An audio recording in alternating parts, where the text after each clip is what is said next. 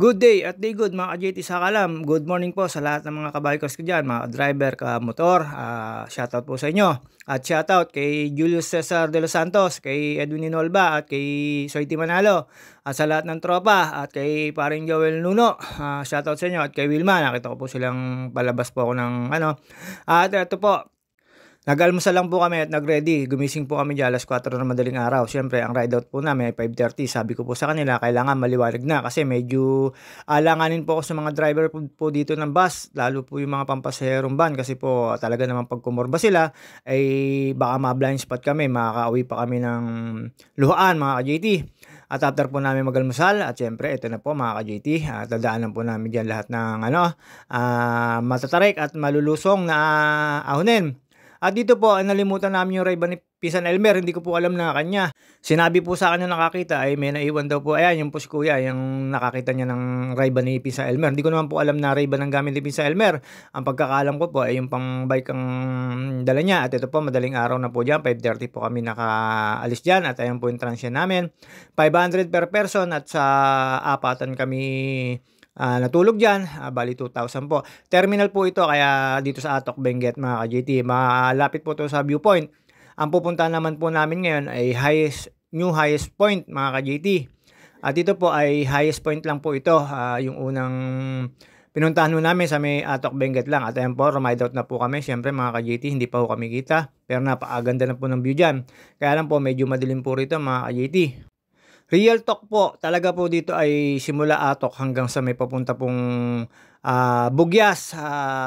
Natubling lang ang may ahon pero pababa po lahat na doon. Tapos pababa rin po sa may papuntang Tinok mga ka-JT.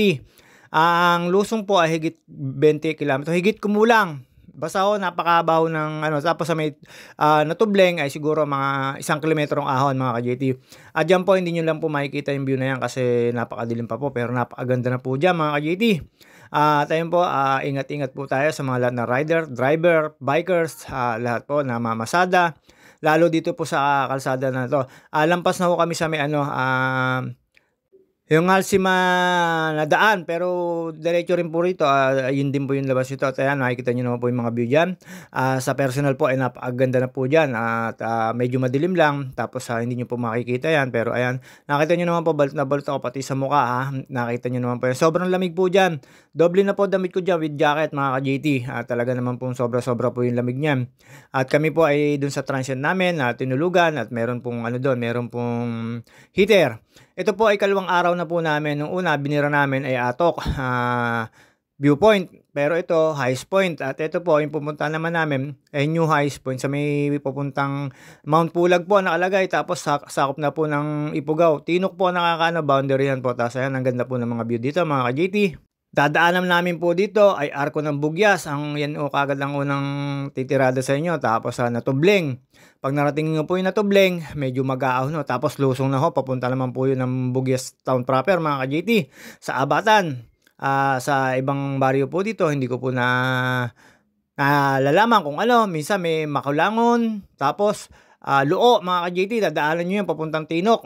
Ito yun po, tsaka papuntang Buskalan, yun po yung daan. Tapos pag in-straight nyo po itong Bugis na to, ang labas po nito ay Sagada, pero paikot lang po, ayan, isang AJT. Tapos ito mga salam. Medyo takita nyo naman, ginaw na ginaw talaga kami dyan. Talagang palakasan na lang po ng endurance sa ginaw mga ka-JT. At ayan po, napakaganda po niyan. Tapos dumiretso po ako dyan sa may Arko na yan, nagpicturan sila. At tinanong ko naman po dyan yung mga pananim. Kalimitang pananim po ay repolyo. At in demand daw po yung repolyo ngayon kasi kamahalan po ng presyo ng repolyo mga ka-JT. At kagandahan po pala dito, ang pandilig lang po pala talaga dito ay pag. Kaya mas gustong-gusto nila ay pag yung nila. Hindi sila nahihirapan kasi may mga kasamang ambon daw po yan. Yun ang namin mga ka-JT.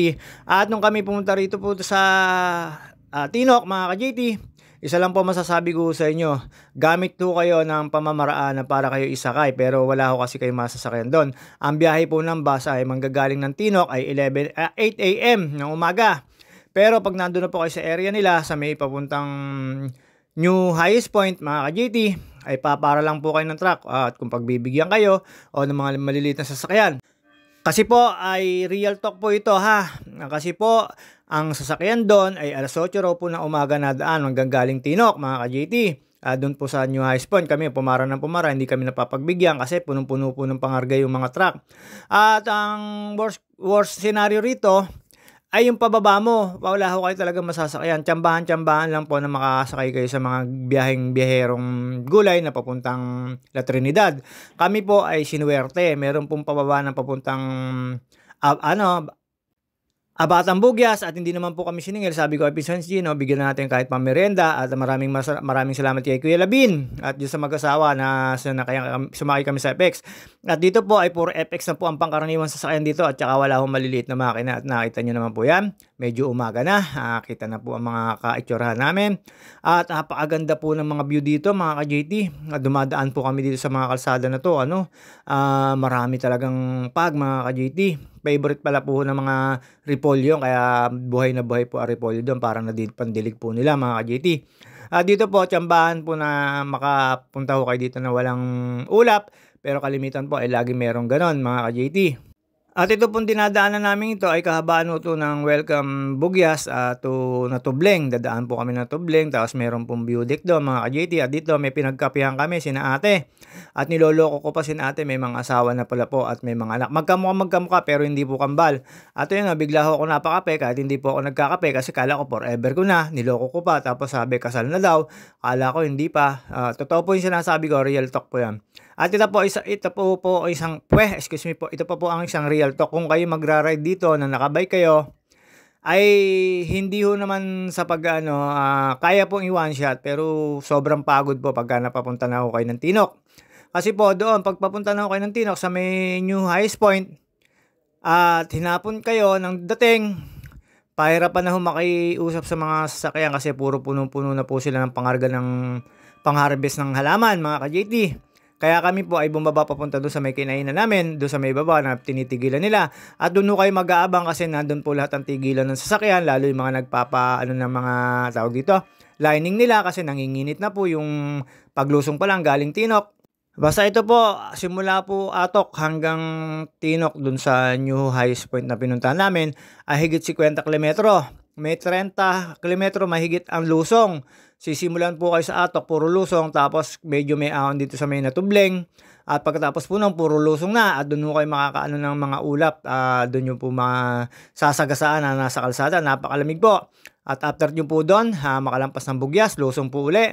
At ang huling ahon na po ay papanik na po ng Tinok. Doon po sa papanik ng Tinok, Diyos ko po, papasok pa lang po, tapos maghihiwalay yon pakanan, Buskalan, mga ka-JT. Real talk din po, hindi na po ako gumamit dito ng tawag dito, Waze. Tanong tao lang po, tapos kalkula kung ilang kilometro. Siyempre, dalampasan po natin yan. Ayun po yung mga parting Natubleng na po ata to. Ito mga ka-JT, hindi ako sigurado At yun po, konting tanong lang sa mga tao, mababait naman po yung tao rito kasi ang Waze po ay hindi na ma-activate dito. Gawa po nung mahina na po signal mga ka-JT at nalilate na po yung signal mga kasakalam. At dito po yung kahabaan na yan, may ahon po yan, may Natubleng na yan pag nakita nyo po yan. Napakarami pong komunidad dito mga ka-JT. Uulitin ko po, real talk po, alas 8 po ng umaga ang magagaling Tinok yung bus, ang daan doon sa New High Point. Tapos kung mapapahapon ho kayo ng dating, pahirapan na ho kayo makasakay ng mga biyaheng La Trinidad na pambiyaheng gulay mga ka-JT. At kahit bayaran nyo sila kasi hindi ho sila magsasakay ng bike, madadaganan po yung mga gulay-gulay, keros, lettuce, tsaka po repolyo mga ka-JT. At base po doon sa mga nakakausap namin doon, pag panahon po ngayon ng repolyo, kaya ang anihan ay maganda dahil medyo may kamahalan daw po repolyo. At ayan po yung sinasabi ko sa inyo sa may Natubleng na medyo mag-aahon na tayo at after po nito mag-aahon na to. Ang ahon na to ay para pong likod ng Mountain Peak, dalawa po ng Solviento mga ka-JT at medyo nakakapagod na po ito.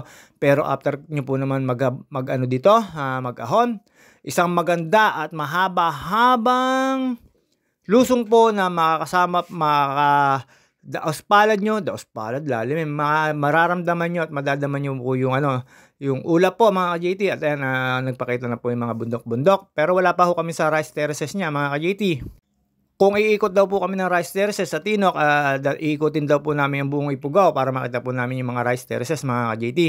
At kalimitan daw po pananim ngayon dito ay repolyo kasi nga ay nag-uulap at nag-aambon at malamig. Yun daw ang kagandahan sa repolyo. At ayan na, medyo tumataas na ingredient dyan. Kasunod ko po dyan si parang Jasmine. Ayan o yung natubling.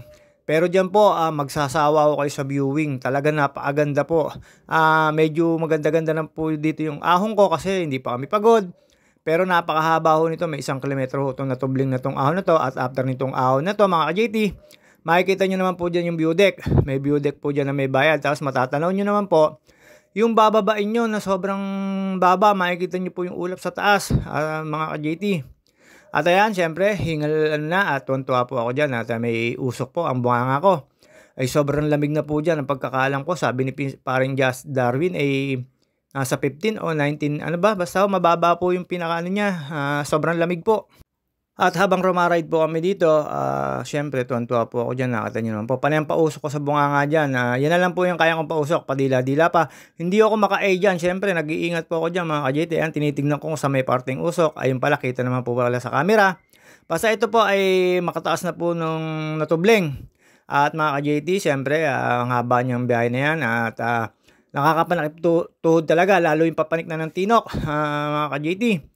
Sobrang-sobra po taas nun at nakailang pahinga po ako doon. Pero muntik ko na pong sinukuan yon. Pero hindi naman po ako sumuko at talaga ni-ride ko naman po. At saka Granny with 1154 tit na akong ginamit ko doon. Sobra-sobra po kasing higit kumulang ng 10 kilometro na matinding ahon. Ang gradient po ay 25 to 29 gradient. Pataas po ng pataas. Yun ang pagkakasabi po ni paring Darwin kasi po nawawalan po ng signal doon. Pero umaangat po talaga yung gulong. At ito po, pagkatapos nyo po na tubleng, ayan po yung makikita nyo. Dito po ay nakalibre kami kasi pambata naman po ito at close pa.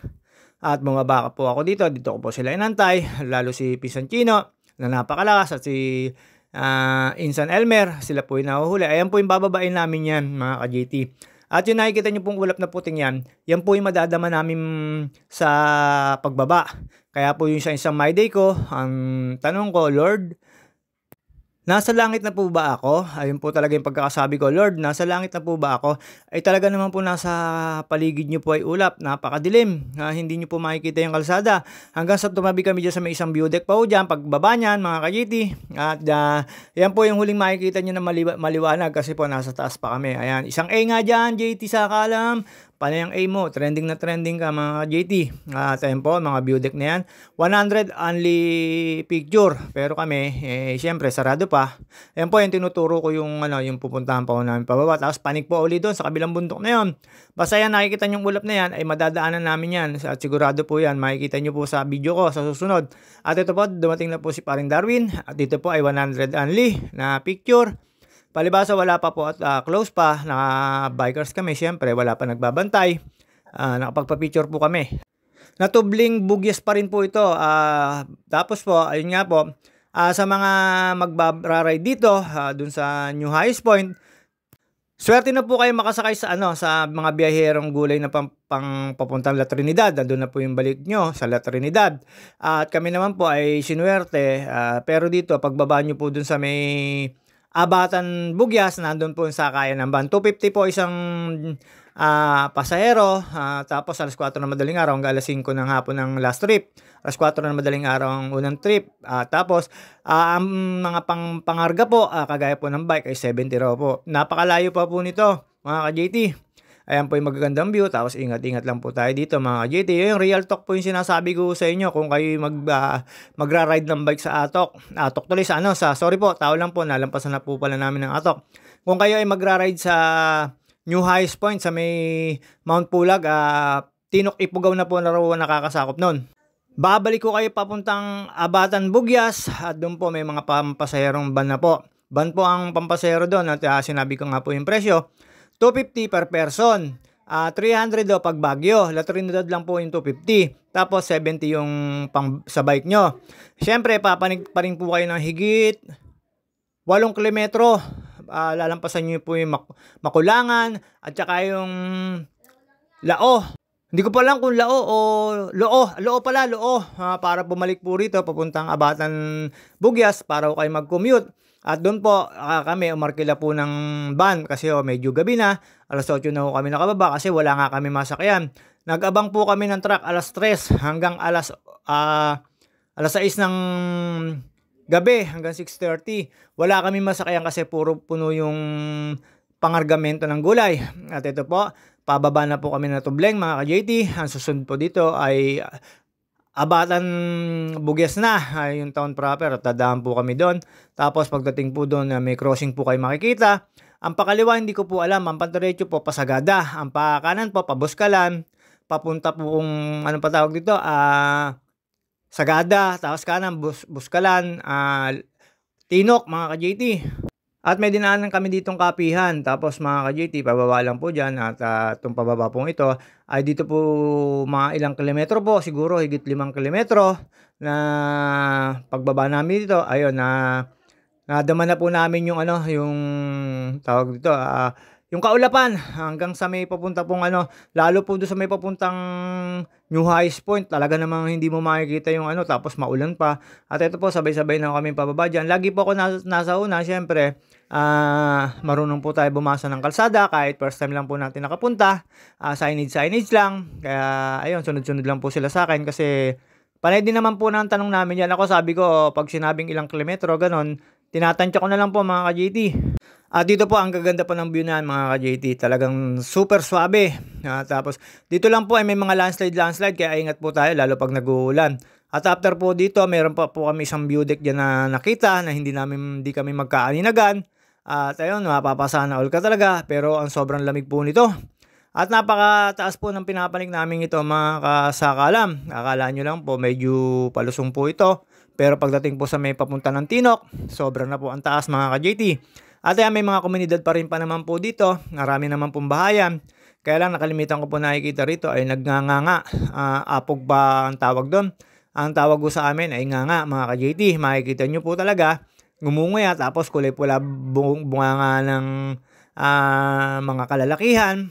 At may tinigilan ho kaming kapihan dyan sa bandang papuntang Bugyas Abatan mga ka-JT. Napakaganda po ng view.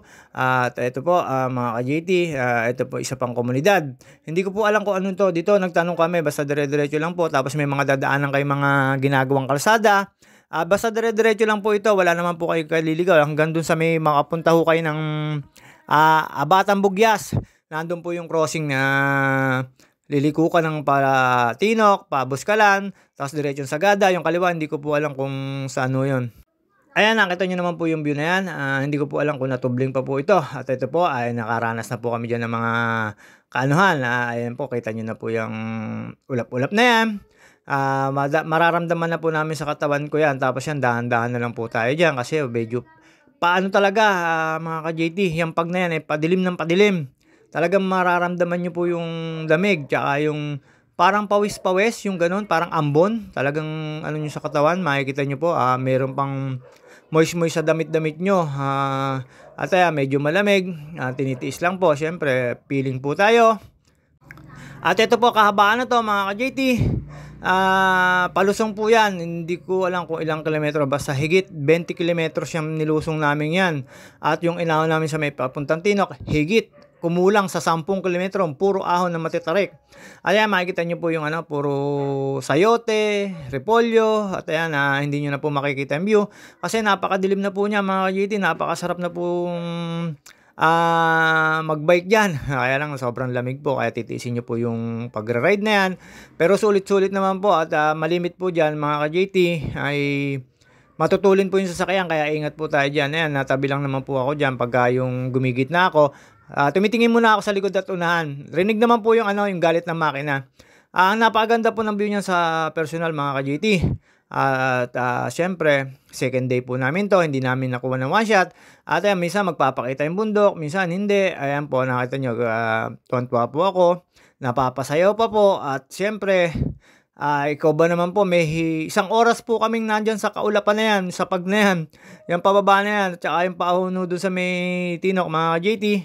At dito po habang pababa kami medyo naghahanap kami ng magagandang view at mga ka-JT, akala niyo lang po ako matulin diyan pero napakabagal ko po diyan mga ka-JT. Akala niyo lang po sa camera kasi naka-point, point na camera.